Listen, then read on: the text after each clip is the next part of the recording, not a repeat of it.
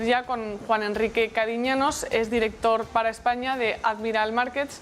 Muy buenas tardes, Juan Enrique. ¿Qué tal? Muy buenas tardes. Muy buenas tardes, gracias por acompañarnos aquí en Negocios. Quería preguntarte cómo estás viendo la sesión europea. No, tranquila, yo creo que una sesión normal de viernes, cierre de semana, muy cercano a cierre de mes.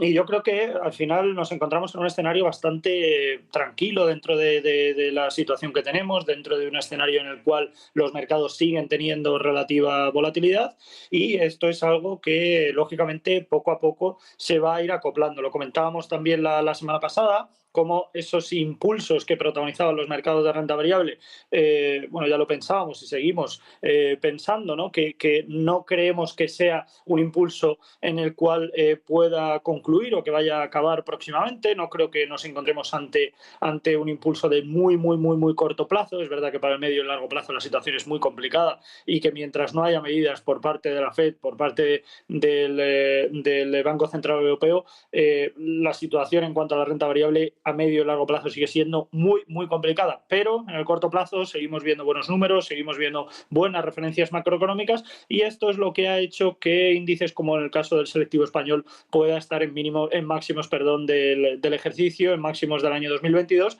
Y por el momento nada me induce a pensar que esto vaya a concluir, que esto vaya a cambiar en el corto plazo, y por lo tanto vamos a darle rienda, vamos a darle camino y sobre todo a dejar que los mercados sigan subiendo y, como siempre, ir en favor de la tendencia. Como dices, el IBEX en máximos del año, pero también con todos esos frentes que tiene, a los que se enfrenta el mercado. Has mencionado que es por las buenas referencias macro, pero quería saber si nos puedes detallar un poco más por qué esa fortaleza del IBEX ahora, en este momento tan complicado para el mercado. Bueno, una situación que el consumo vuelve, es verdad que a nivel europeo el consumo se vuelve a reactivar, muchos más viajes, muchos más desplazamientos, mucho más consumo en general a lo largo de todo esto, y es verdad que viniendo el buen tiempo, viniendo el periodo vacacional, como digo, al final, ¿no? Pues todo esto se reactiva, tenemos un consumo mucho mayor que el que teníamos, no iba a decir años, o sea, el año pasado, pero podemos decir que tenemos un consumo muchísimo mayor que el que teníamos apenas un mes atrás. Esto es algo muy bueno para la economía española, sobre todo porque nos basamos mucho en el consumo cíclico, y también es muy bueno para Europa porque estamos hablando de más del 27% de la representación del PIB. El consumo representa más del 27% del PIB en Europa, y esto obviamente es algo que se caracteriza desde el lado claramente positivo. La confianza del consumidor sigue aumentando. Es verdad que las cifras de desempleo siguen aumentando en lados y en cifras muy negativas, que esto lógicamente tendrá una repercusión muy importante desde el lado negativo para medio e incluso para el largo plazo, pero, como digo, para el corto plazo las últimas referencias son buenas, los sectores principales siguen reflejando buenos impulsos. Por parte del Banco Central Europeo no tenemos medidas, no tenemos comentarios adicionales para el medio y largo plazo, y por lo tanto nos aferraremos y seguiremos agarrándonos un poco al clavo ardiendo, que es en este caso ese corto plazo y esas referencias macroeconómicas que pueden seguir dejando un buen sesgo en general, una buena sintonía y sobre todo, bueno, una buena perspectiva, un buen sentimiento y sobre todo un buen feeling de cara, como digo, a esas próximas semanas. Mencionando el consumo, no sé cuáles son tus perspectivas para Estados Unidos y para Wall Street, porque se está mirando mucho ahora a los resultados por parte de esas compañías. Por un lado, tenemos referencias tan, no sé si extremas, por decirlo, que es la palabra que me sale, como Macy's, que sube más de un 20%, y del otro lado a Gap, por ejemplo, que en el pre-market ya anuncia una caída, un desplome. Pues lo estaba mirando hace unos minutos, ahora pues ese desplome del 18%. No sé cómo ves tú esa situación de consumo en Estados Unidos.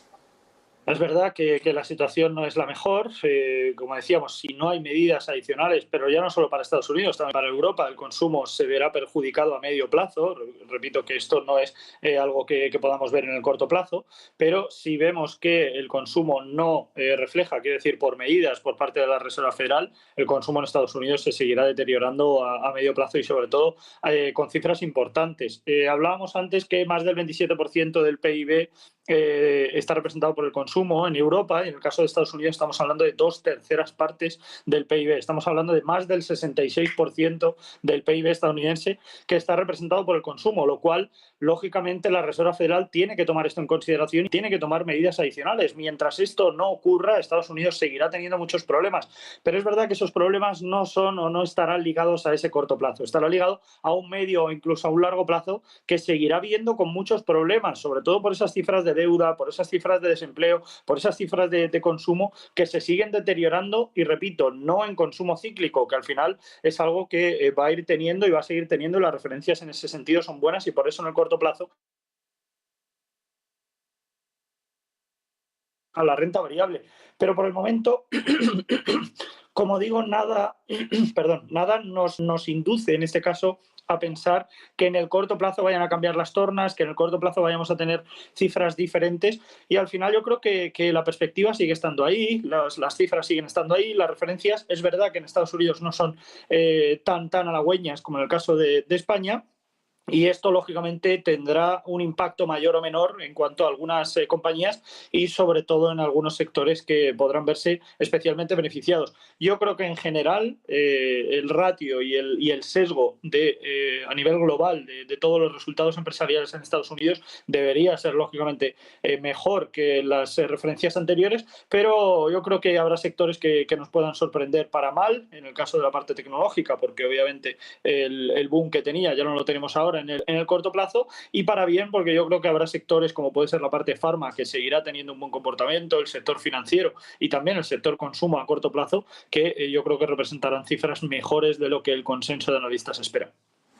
Además, quería preguntarte también por la Reserva Federal, porque una parte del mercado considera o cree que ese ajuste en política monetaria va a ser más corto de lo inicialmente previsto, es decir, no va a durar tanto en el tiempo y que va a ser pues, un periodo más corto en el que el Banco Central estadounidense emprenda esos cambios, esa normalización en política monetaria y después se finalice ese endurecimiento. ¿Qué es lo que piensas? No sé cuál es la previsión o digamos un poco qué tiene que hacer la Reserva Federal para realmente luchar contra la inflación.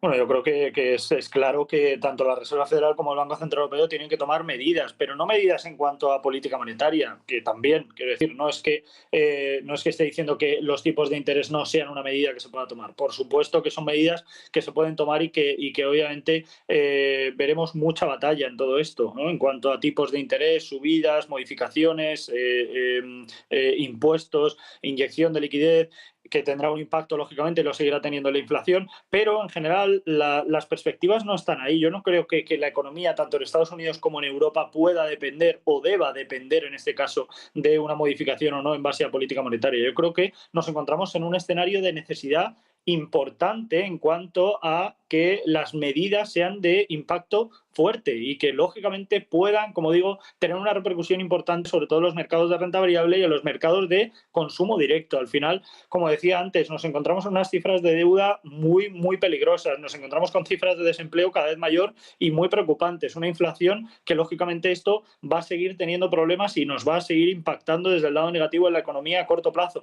Y obviamente todo esto llegará un momento que petará, quiero decir, que no es sostenible la situación que tenemos actualmente. Y no lo es siempre y cuando no se tomen medidas adicionales por parte de la Reserva Federal y por parte del Banco Central Europeo. Por lo tanto, no es que el Banco Central Europeo o que la Reserva Federal tenga que modificar tipos, tenga que realizar medidas de impacto en base a la política monetaria. No. Necesitamos un paquete de medidas, necesitamos un paquete de acción que por el momento no tenemos. Llevamos como 10 años escuchando al Banco Central Europeo que estamos preocupados por la inflación, estamos tomando medidas para la inflación, bla, bla, bla, y ahora que tenemos inflación no hacemos nada, no estamos haciendo ninguna medida de impacto. Y en el caso de Estados Unidos lo mismo. Vamos viendo cómo siguen pasando la pelota, siguen pasando el tiempo y la siguiente reunión ya decidiremos, ya veremos qué medidas y cómo se encuentra la economía y en base a cómo se encuentra la economía vamos tomando medidas. La economía está mal. La situación que tenemos es muy preocupante y es muy frágil. Y esto se irá agravando porque es una pelota de nieve que cada vez se irá haciendo mucho más grande si las medidas no se toman de forma inminente. Y esto es algo que obviamente es muy preocupante,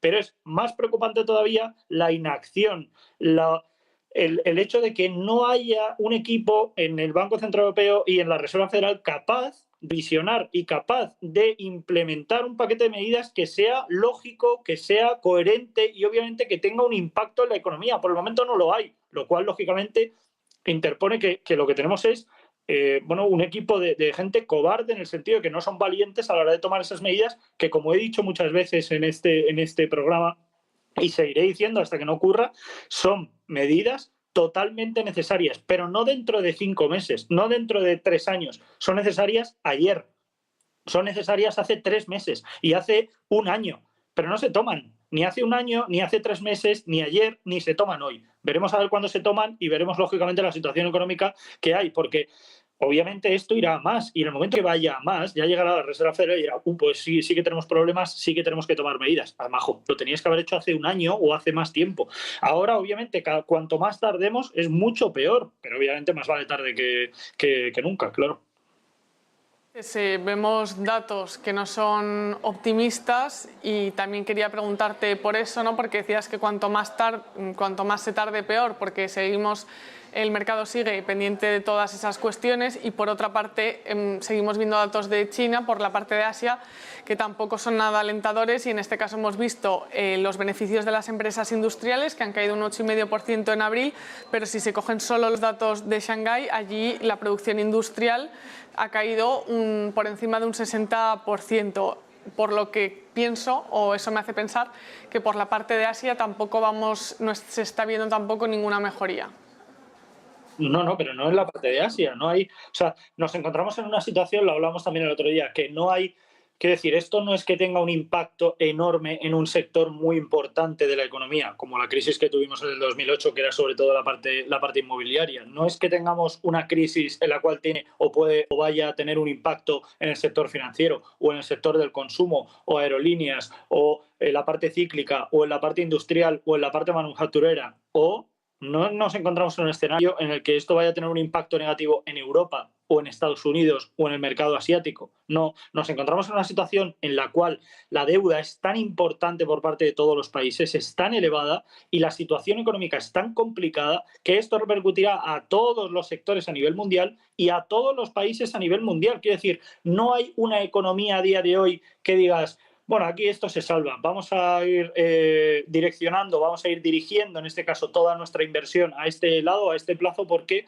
la situación yo creo que irá haciendo que ese mercado, que ese sector, que ese país funcione como mercado refugio. No nos encontramos en ese escenario. Nos encontramos en una situación en la que todos los sectores y la mayoría de los países a nivel mundial se van a ver especialmente perjudicados de toda esta situación, pero no un poquito, mucho. Y al final el impacto será muy, muy grande y en muchas ocasiones, en muchos países, será irreversible. Y yo creo que la situación es tan complicada que, como decía antes, a mí lo que me sorprende es que no se tomen medidas de impacto, medidas importantes y medidas que se tomen ya, porque es lo que digo, no es que nos encontremos en una crisis subprime, no es una crisis financiera, no es una crisis de consumo, no, es una crisis de deuda. Y una crisis de deuda a nivel mundial, con las cifras de inflación que tenemos, con el precio del petróleo como está, con el IPC como está, con la deuda que hay, con las cifras de consumo, con las cifras de paro, y todo eso está metido en una batidora, estamos batiéndolo todo y al final lo que va a salir de ahí es una situación totalmente insostenible para muchos países de la Unión Europea, por supuesto, pero también para Estados Unidos, que de esto se va a salvar muy, muy pocos. Juan Enrique Cadiñanos, director para España de Admiral Markets, muchas gracias por ponernos el contexto y también por ayudarnos a entender mejor qué está pasando en el mercado y de nuevo, como también suelo decir, gracias por el detalle en las explicaciones que nos sirve para entenderlo todo mucho mejor. Que tengas muy buen fin de semana y también buen negocio. Igualmente, muchas gracias a vosotros, como siempre. Gracias.